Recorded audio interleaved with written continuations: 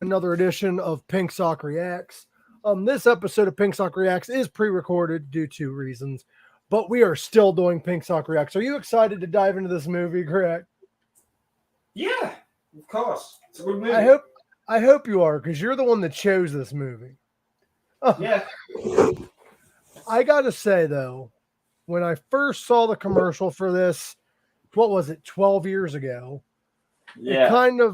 It kind of made me skeptical, because I'm like, it's a movie that takes entirely inside of a coffin.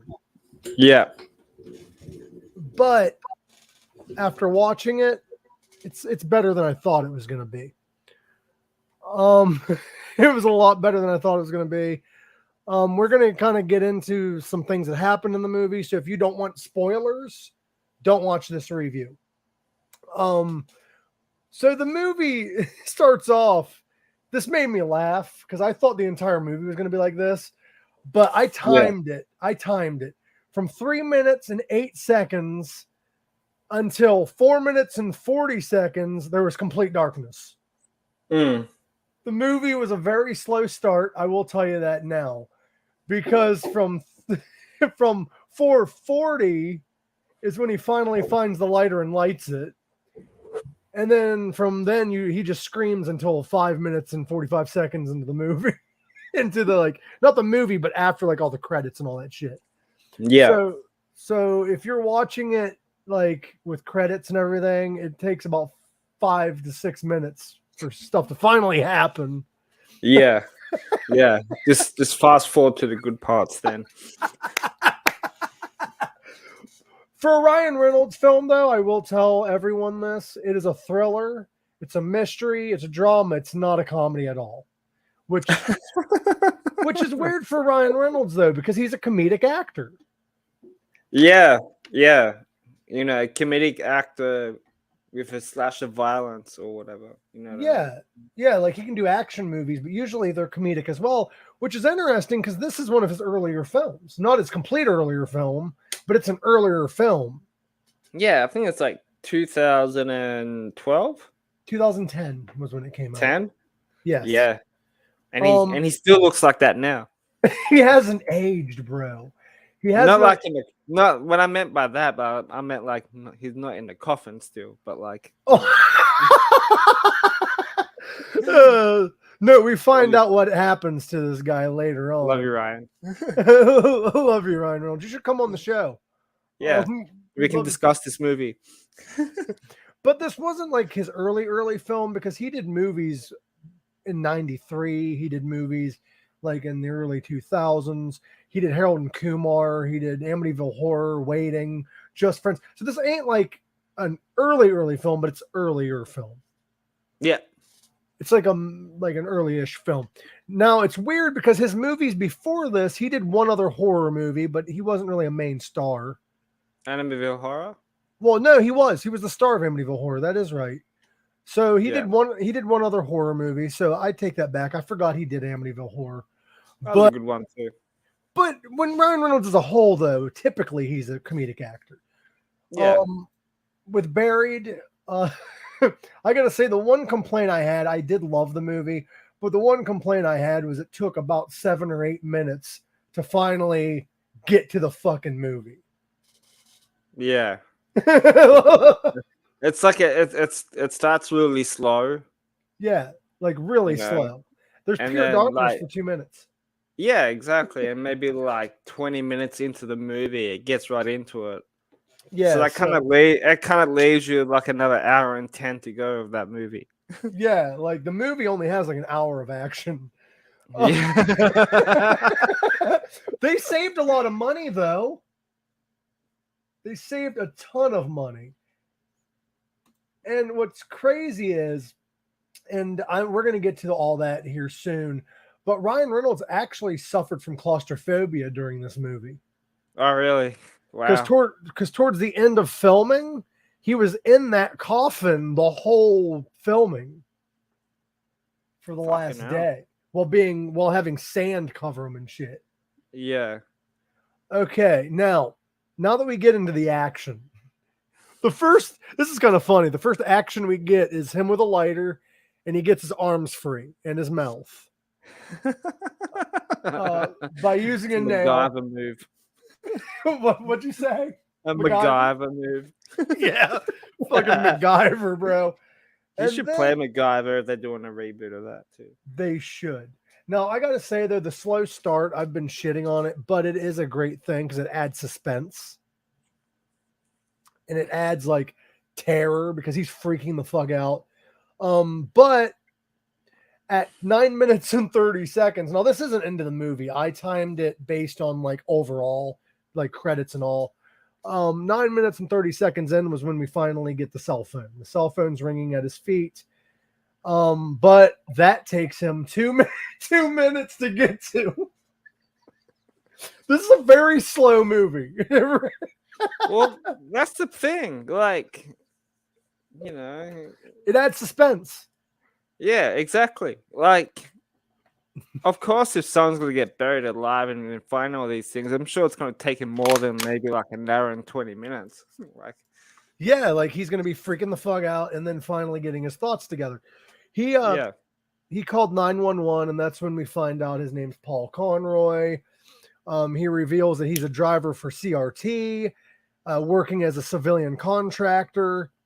We find out that he is in Iraq, buried. I guess that's where he was stationed to drive as a civilian contractor. I believe he was a U.S. truck driver. Yeah, he was a U.S. truck driver that was contracted to help bring stuff, I guess, to Iraq. And 911 reveals there's nothing they can do because that operator is stationed in Youngstown, Ohio, which actually isn't that far from me, really. But stationed so you could have saved him. I could have fucking saved him, I guess. No, Youngstown is about like 2 hours away, maybe. But yeah, I probably could have saved him. But the 911 operator just told him get fucked, and then that was a wasted phone call. Then we get revealed that he don't even have a full battery. He has, I don't know what percentage it would be, but 3 bars. It's on like a on a BlackBerry, I think it was. Yeah, the old-fashioned keyboard fucking BlackBerry. The screen is like that big. Yeah. Filming a video. And the BlackBerry isn't even that great because it has like tape on it and shit. Like it's all fucked up. Yeah. But instead of calling the embassy, instead of calling all of that, he waits. He calls his wife first. Like, what the fuck's she gonna do? But he calls his wife and he left a voicemail. And he instructed his wife to contact the embassy or the Pentagon on a voicemail. And he said, go ahead and call me back. Pretty much. He said, just call me back at the number. Well, then he finally got some fucking common sense and he called the FBI. But he had to do it through an operator because he don't know phone numbers. Because this was back when even if you had service on your phone, you couldn't go on the fucking internet because BlackBerries were a pain in the ass to go on the internet on. Remember that, Gorak? Yep. Never owned one. Actually, I have owned one before. Yeah, BlackBerries. Actually, I owned one somewhat recently because they still make them, and they're nice. They still do. They're nice to have if you're just going to text and call because the keyboard's quick. Yep. But not if you're going on Facebook and shit. That's a pain in the ass. So he couldn't find the number himself. He might not have had enough service because we find out throughout the movie he has to like go down the coffin and shit to get service. But that made me laugh actually. Where he's running down the fucking yeah. But he called the operator and it sent his call. He wanted his call sent to the FBI. And this kind of made me laugh because it's Ryan Reynolds. She's like, what FBI do you want? He's like, I don't give a fuck. I just want the FBI. And she's like, well, we have some for Chicago. We have some for Ohio. We have some for... And he's like, I don't give a fuck. Just contact the FBI. Like, and then she's like, I can't do that. But you can contact a specific FBI. But you can't... Why can't you just select... Whatever. He chose Chicago, even though he's from Ohio. I didn't understand that. But he chose the Chicago FBI, which then, they put him on hold again, and there was an automatic voice message system, which pissed him off, pissed me off. I mean, I hate that shit. Get me to a real person. Am I right, Greg? Get me to a real fucking person. But I mean, he wrote down the number with a pen or what the fuck ever. He does that a lot. He wrote down their number with a pen. And then he told the robotic voice or hit a button or whatever. I forget exactly how he did it. But they directed his call to the FBI. He tried explaining his story and confused the listeners, confused himself, confused the fucking operator. He confused everybody because he was talking to this FBI guy. And he's like, so you're held hostage. No, I'm in a coffin. But they approached my truck and they shot at me. Who did? The kids. Like, it was fucking confusion. Yeah. But he ended up losing service. And that's when he did the scanning of the coffin. You reckon by doing that, like scanning his phone through the coffin, we're getting like good service? I need to try that. Let me know if it works. What's weird about this movie is he had perfect service. Like, just sitting there on the phone, and then randomly it just shuts out. Like, how long do you reckon he was stuck in there for? I think he was stuck in there. Well, you think like how long it was since he got thrown in there? Yeah. Well, I know when he woke up, he was in there for an hour and a half. But total, I don't know. He could have gotten a full night's rest. Because even with phones as well, and like the amount of like times you've used your phone, you think the phone will probably die halfway through the movie. Yeah, because about 20 minutes into the movie, about 15, 20 minutes in the movie, it was revealed that his phone only had 3 bars. No, 3 bars or something like that. But in an hour and a half, your phone wouldn't die like it did, because it did die towards the end. Well, no, it didn't. It was coming close. It was coming close. But I don't think even... Yeah, I think it was still on the phone when... Yeah, let's get into that later. But his phone didn't die, though. But I don't think a BlackBerry would die at 3 bars in like an hour and 20 minutes. No. Unless between takes they charge it. Like, because all he did was make phone calls, send one video, received a video, and received a picture. So I don't think a BlackBerry would even get that low, but let's not get into the logistics, I guess, because we'd confuse the hell out of ourselves. Like the movie. Yeah, the movie is pure pandemonium. I loved it. I'll be honest. Yeah, same.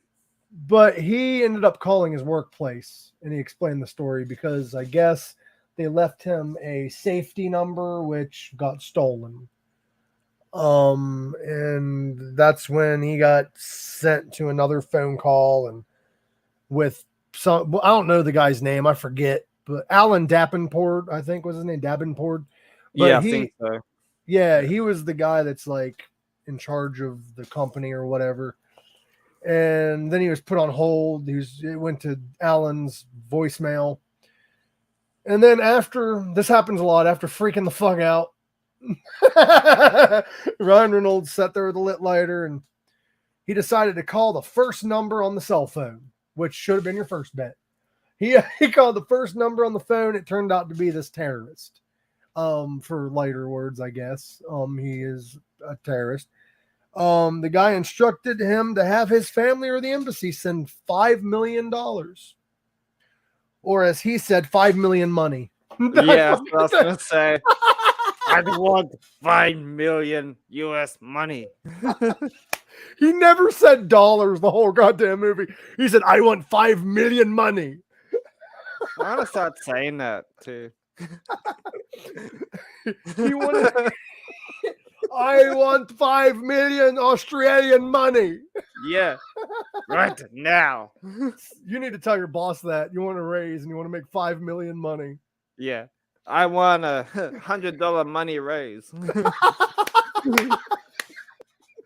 But he needed it by 9 p.m., which it was 7:30 or some shit. Yeah. Which makes me wonder, the movie was an hour and 20 minutes. I think he was in that coffin longer, though. Because there was a part of the movie where the guy said, you'll have 1 hour, 20 minutes, or 2 hours, or whatever. And then later on in the movie, he said, you're out of time. Yeah. And he's like, we need more time. So I think the movie kind of skips time. In between naps, I guess. Because the lighter goes out and then it comes back on.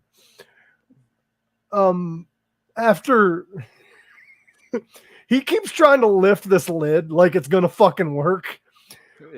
So after unsuccessfully doing this number and with his back and whatever else he does, he decides he's gonna call the operator again.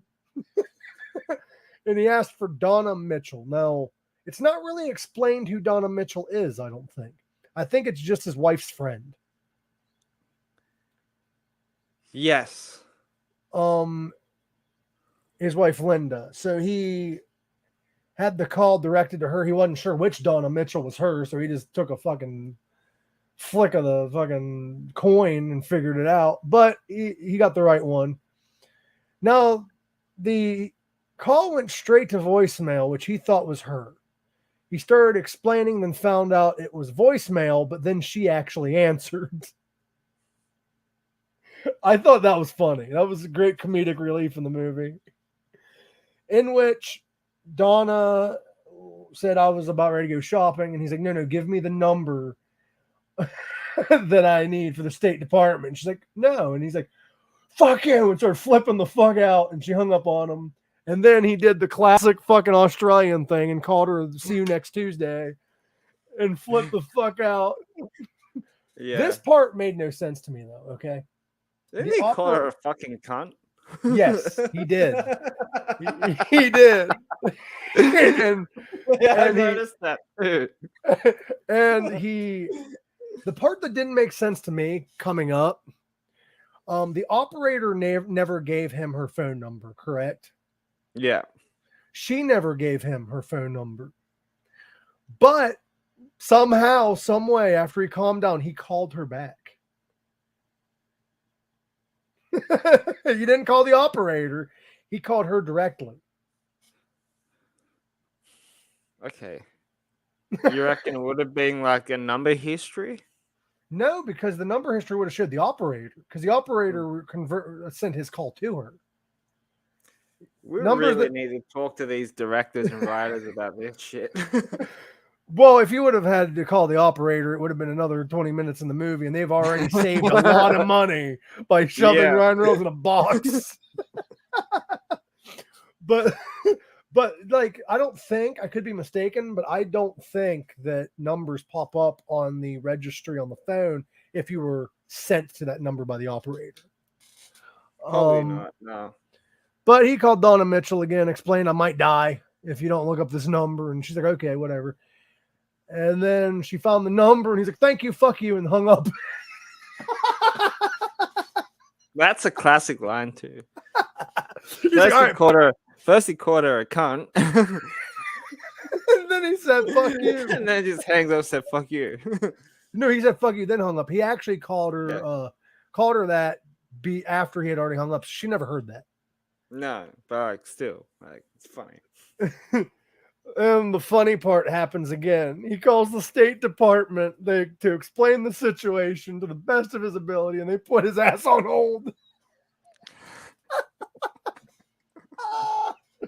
You think that your battery would be running low by now too? Oh. Yeah, you just keep getting put on hold. That's why I think the movie, he might have been in that coffin for like 4 hours, 4 or 5 hours. Probably, yeah. And that's when the movie started, because you see like moments of the movie where it seems like time had passed. Like you can't tell by the coffin, but you can tell by the battery life and everything else. Then he gets put in contact with Rebecca. He then supplies more information. And this is when he finds out that his number is unlisted. So that's why his wife never called back. And he hold on. Oh, he was given the number to Dan Brenner, who is in charge of hostage working crew in Iraq. Yeah. Now, Dan Brenner is the guy that you're going to hear most in this movie after this. He's going to be the guy that's always talking to him back and forth. The other people you don't really hear about much other than his wife. But he explains the situation to Dan because he was directed the call. He wrote the number on the coffin. Didn't have Donna's number on the coffin, somehow knew it, but he had to write Dan's number on the fucking coffin. That's some continuity problems right there. Yeah. He then explained or tried to explain how he got there, and then Dan explained how they've been trying to get to him. They're like, we've been trying. But he said, we're not going to give you the $5 million money because we don't negotiate with terrorists. And while he was on the call, the terrorist called, in which he answered the call, and it said the terrorist said you have 2 hours. Yeah. And this is when I assume, time kind of passes quickly in this movie, quicker than the movie is. But he's a nice guy. The terrorist is a nice guy. He told him, hey, there's a bag at your feet. There's a note in it. You read that to me on video, and I dropped the money down to 1 million money. Because he's a nice guy like that. He's a nice guy like that. He just wants 1 million money now. But he failed to tell Ryan Reynolds that in that bag are 2 glow sticks, a knife, and a note. That knife would have came in handy about a fucking 3 hours ago. Thank you. And the glow sticks would have too. He then, I don't know why he didn't make the video yet, but he didn't. He put it off. He then got a call he called Dan back. He gave him the terrorist's number like he wanted because he found it in the call log. Well, at first it was in Arabic. It was in a different language. Until he figured out halfway through the fucking movie how to change the language on your phone. Yeah, the phone was in Arabic. I meant the note. He put off reading the note. The note was in English. Yeah. But he was able to figure out the number. He gave it to Dan. He told Dan about it, about the fucking ransom video, and he was told not to do it. Don't negotiate with the terrorist. Paul called the retirement home, which I thought he was just getting himself ready for it, but it was for his mom. I think his mom is senile, I would say, because she said your dad's here, and I assume his dad's been dead for years because, I doubt dad's there. Yeah. Then he received a video from the terrorist. Now, this confused me at first because upon the first watch, I thought the woman in the video was his wife. That's what I thought too. But it wasn't. But this mysterious woman is in this video. He's obviously upset about it, but it was sent via picture message. And then he calls the terrorist, tells him not to shoot her, which causes the terrorist to freak out, then causes Paul to freak out, and everybody's freaking fuck out. And he's like, she's got our kids. And he's like, I had 4 and now I have 3. I don't know why he only has 3. He probably killed the fuck. I don't know what this terrorist did to his kid, but his kid just don't exist anymore. So he said, fuck it. Fuck Dan. I'm going to go ahead and make this video. So before he made this video, he discovered that he's like Woody from Toy Story. Can you hear me still? I was lagging a little bit. Okay. He found out he's like Woody from Toy Story. He has a fucking snake in his coffin. He has to fight this goddamn snake before he makes this video. So he fights his fucking coffin, this snake in the coffin, almost catches the fucker coffin on fire with his lighter, freaking the hell out. His drink spills and it lets the fire out and the snake goes through a hole. That means it would have led him to escape then. Yeah. It gives you more reason to get hurt quick on that fucking escape. But the snake went through a hole in the coffin. Then Dan's like, fuck. Well, Paul, sorry. Paul? Yeah. Yeah. Paul made the video. He read the fucking letter after the terrorist freaked out and said, "Make video. You'll have 3 time." No, he said 3 minutes, but it would have been hilarious if he said, "You have 3 times you've been in that coffin. Make me a video. You've been there 3 times. You have 3 time minutes to make video." 3 time minutes. It would be really funny if you say, "Yeah, 3 times." When he goes, "What do you mean? Yeah, 3 times since you've been in the coffin to make me a video."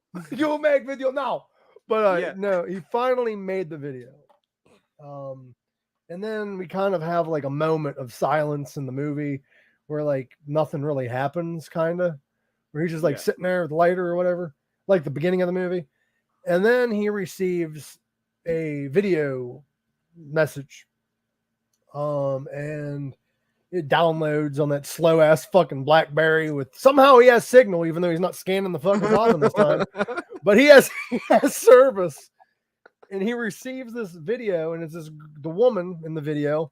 And this is when it's revealed who she is. Yeah. Her name is Pamela. It's not Linda. It's not his wife. It's Pamela. And this is the only other person in the goddamn movie you see. She's like, "I'm Pamela. I work in the same company." So it's obviously a coworker of his. And then all you hear is a gunshot and she's dead. I assume anyway. She died. He freaks out, starts crying, does this, that, and the other, grabs a knife, tries killing himself. Then he quits doing that. And then he finds out that his fucking video went viral. It's fucking huge. Now, after messing with his phone, now this is a fucking hour into the movie, he translates his phone to English. Yeah, that's what I was saying. He finally figures out how to like change the language settings on his phone. He goes, "I got you, motherfucker. I got you, motherfucker." It only took you like 4 hours in the coffin to get the I would have figured that out straight away since I bloody woke up. Yeah, like wake up and be like, "Oh shit, I gotta translate this to English." Yeah. But anyway, he called his wife and told her this is the phone number, whatever. And then Paul received that's when he received the video message of Pamela being killed. Then Dan tells him the video, whatever, went viral. Then this is when things get exciting. An hour into the movie, sand starts coming into the coffin, or dirt, or whatever. So now he's got to fucking hurry. So he starts putting shit into the coffin. And I'm going to fast forward because a lot of shit doesn't happen for like the last few minutes of the movie. It's a lot of action to watch, but it's not a lot for me to explain. Yeah. There's sand coming in the coffin. He keeps getting phone calls. He keeps sending phone calls.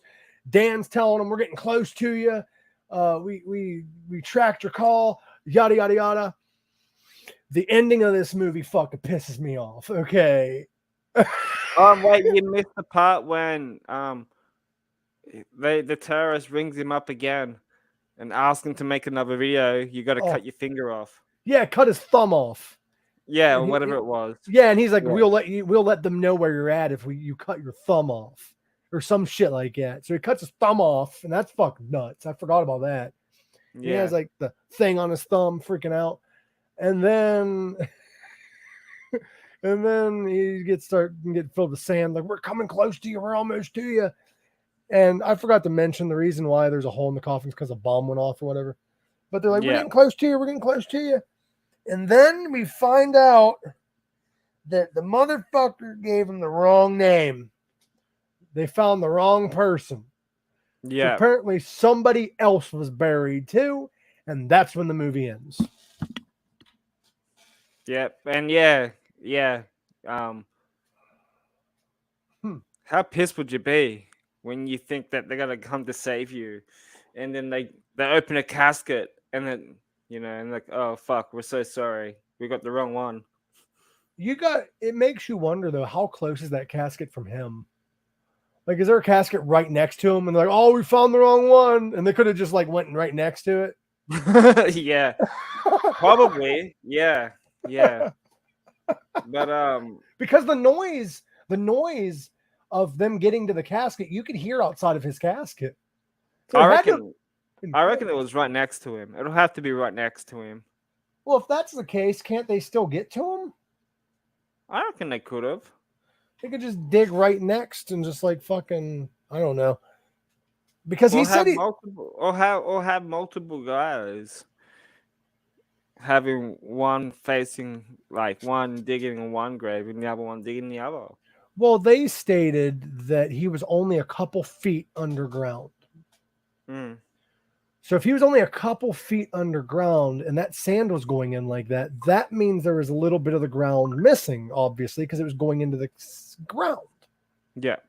They could have easily dug into that coffin and pulled him out of that dirt and at least resuscitated or brought him back to life. Like, but I don't know. After cutting his thumb and getting covered in fucking. Oh yeah, I know what you're gonna say. Go ahead. Yeah. I kind of wish that they done like some type of flashback on how he got in there. Mm-hmm. Well, you know what I mean? I thought what you're going to say is we actually missed a plot twist. While he was being buried in the sand, his company called. Oh, yeah. And they're like, due to you and Pam being so close, we have reason to believe that there's fraternization, and we fired you before you even went out there. Yes, yeah, even though he did sign the contract, but didn't he have an affair? That's what they were claiming. They were claiming that he was fraternizing with a coworker, and they fired him for that purpose and haven't told him yet. So he was pretty much working for free. Yeah, so pretty much he fucked himself up. Yeah, but he claims that it wasn't like that. They were just friends. Yeah. But with the way he reacted to the death video, I don't know. Yeah. But we forgot about that part too. Yeah, I forgot. But wouldn't it be better if they explained how because he kind of did explain how he got into the coffin, because like he was saying, like, it was kids shooting at him and they killed all his friends. But wouldn't it be like if they had like some type of flashback when he was in the coffin, like having all these flashbacks on him getting kidnapped and then beat up and then tied up and then thrown into a coffin? Do you think they had the budget for that? Because the most of the movie was dark. They had a lighter. It's like Paranormal Activity. But what do you think the budget for this movie was? I don't know. You're not going to believe it. Go for it. Buried had a $2 million budget. Holy shit. Really? Yes. Fuck, that BlackBerry phone must have been expensive. No, it wasn't even the movie. The movie itself was originally going to be a $5,000 film. Fuck. It would have only costed them like $5,000. That much money went into the actors that were in the movie, because they got some big name actors for the movie, and the filming crew. They spent more money on the filming crew and shit than they did on anything else. It's pretty cool when they make movies like this, like that. It's like very similar to like Saw and Paranormal Activity. It's like, how much can you do with very minimum budget and get just like, minimum actors to star in it? Because that movie got really good ratings too. Yeah. Well, the thing that they stated though, they had to have certain cameras because some of the shots were shot in an actual coffin. Oh, damn. So they had to have special cameras. They had to pay Ryan Reynolds, which at the time I think he was worth $50,000. Fuck. So like most of it went into the actors and stuff. You reckon he was staying in there the whole time? No, but he said claustrophobia because the last scene was shot entirely in a coffin, from my understanding. Yeah. And the movie itself, I loved it. What is weird is he has 2 different phones that he uses in the movie. Oh, really? I didn't notice that one. The phone in close-ups is shown to have multiple bars of battery life. However, from a distance, it's shown to only have 1 battery bar that just slowly decreases as a whole. So it's 2 different types of phone. Yeah. You know what's really weird? What's that? Right after he frees his hands, he removed the white cloth from around his neck, but in a later shot, the cloth is still around his neck. Really? Yeah. These are all goofs that are in the movie. Yeah. 4 Do minutes. You have a favorite line? A favorite line? Yeah. When he's on the phone with her, all calm, and then he's like, "Fuck you," and then hangs up. Yeah, that was good. I just like the terror. He goes, "Give me $5 million money." That's fun. Another good line is at the end of the movie where he's on the phone and he's like, "It's over, isn't it?" And Dan Brenner's like, "No." And then he stops and pauses and he's like, "Yeah."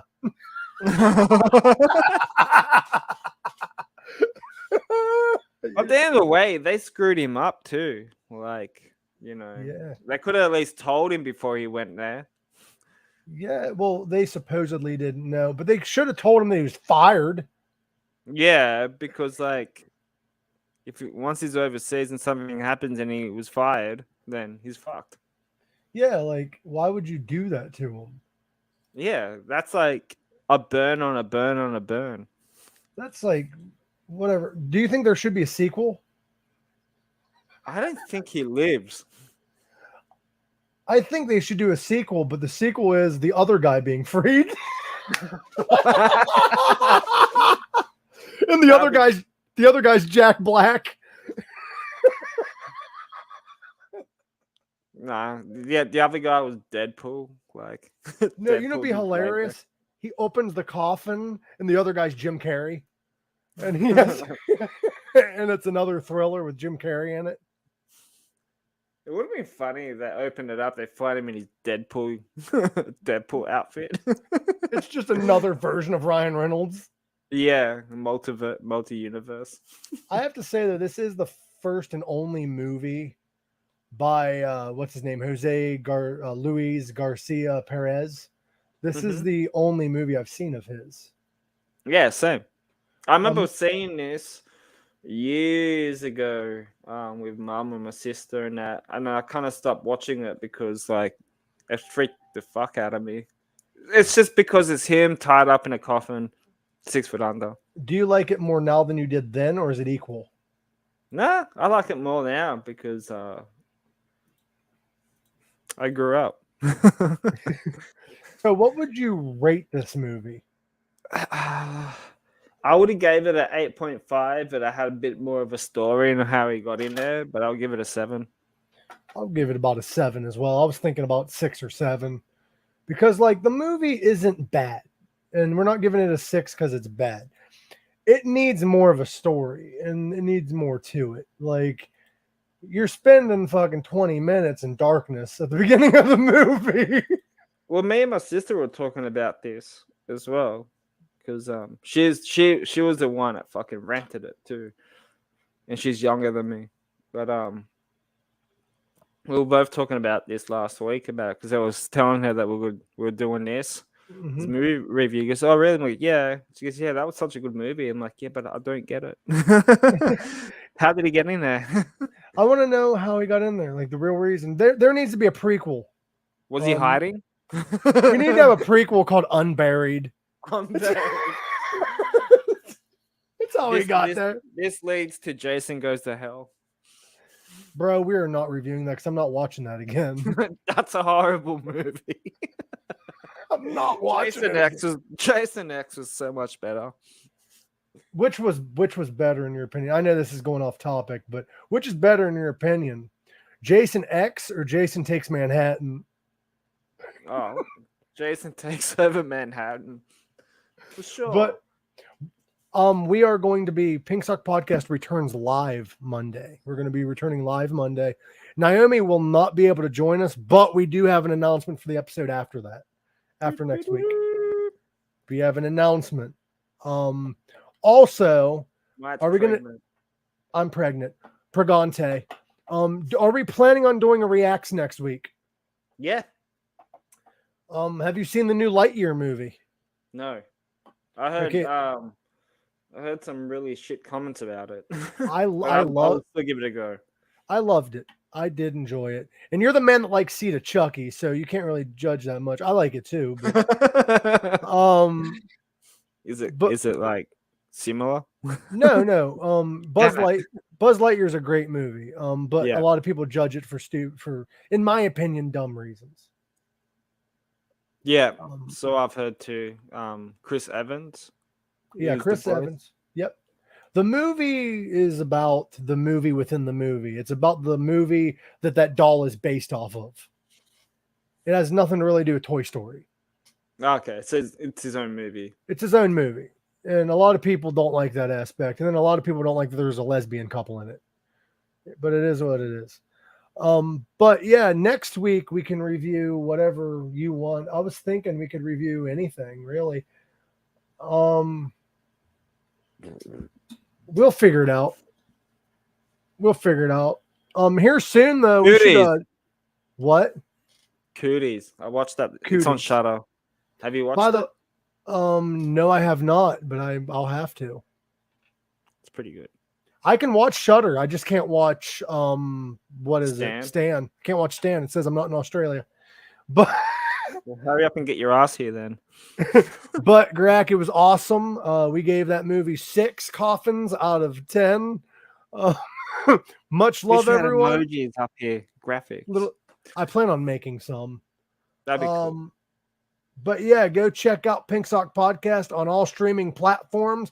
Also, Pink Sock Reacts every Wednesday. It may not be live all the time because life happens, but we are trying to do more live shows. And keep your eyes open because me and Gorak are going to be doing Instagram Hangouts here soon. Which we are going to be doing one here shortly, but that doesn't help you guys now because we're not live right now. But much love. I hope everyone has an amazing day.